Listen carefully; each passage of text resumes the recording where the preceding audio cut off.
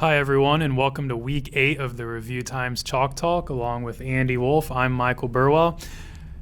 Andy, the Redmen Yeah, tough one. they did not play very well against Rossford. 38-16 loss, and just too many mistakes for the Redmen. You know, that was probably one of the bigger games that they've had in recent memory, as far as, you know, not necessarily winning an outright league title, but to solidify themselves at the top. And it just wasn't their night last week. Just too many turnovers and everything. For a game that they were in, I think they were only down by one score at halftime, and then Rossford kind of just opened it up on them. So the game got away, but the game was there for the taking, just not quite enough plays, of course. And you can argue if they win that game, maybe they've got a chance to run the table in the NBC, because Eastwood separated themselves and nobody else really seemed to be the number 2 team in the league. That was kind of what almost that game felt like, was Rossford cementing themselves as the number 2 team in the league. Right, for sure. And, you know, Fostoria has a good chance to bounce back this week. They've played Genoa. Genoa's 2-5, but that record's really, really deceiving. And this is why. Genoa's losses are to 3-4 Columbus, Bishop Reedy, 7-0 Oak Harbor. Yes, who dismantled Fostoria, Yes, 5-2 Huron. Not a good loss. 5-2 Rossford, and 7-0 Eastwood.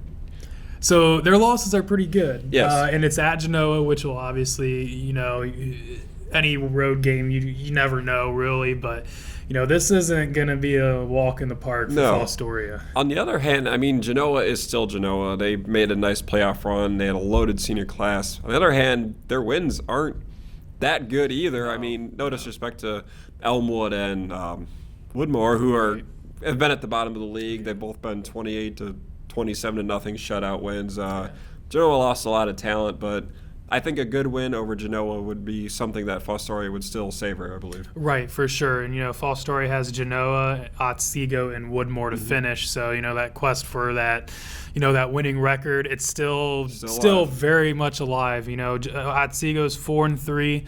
Woodmore obviously 0-7, so you gotta expect Fostoria is going to take care of business against Woodmore, but you know, they're going to have to pick up a win in one of these next couple weeks. You know, I think for them, you know, getting a winning record would be a lot more satisfying than 5-5. Still a lot to play for, easily. Right, for sure. So we'll see how the Redmen bounce back. Some other interesting games on the schedule. A lot of winnable games for the RT coverage area. With the exception of Van Buren, it'd be a tough one against Macomb. Macomb's pretty good. They're 7-0, and Van Buren's just kind of struggling offensively. So that game is at Van Buren, or Donnell Stadium in Findlay. Van Loo is at Corey Rawson. Corey Rawson's 0-7. Who knows what to expect in that? Yeah. Maybe Van Loo can sneak one out of there, but that'll be a tough one for the Wildcats. Elmwood is at Woodmore, and Elmwood is riding a 5-game losing streak since starting 2-0, so you would like to think they could end that streak and get another win.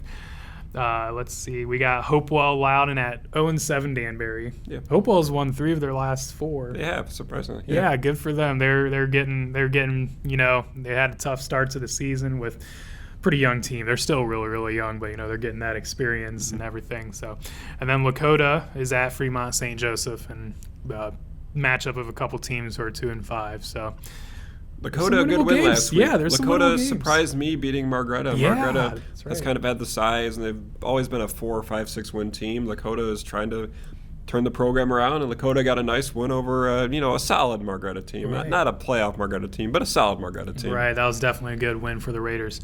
So be sure to check out the Review Times Saturday morning and the Review Times website. Thanks.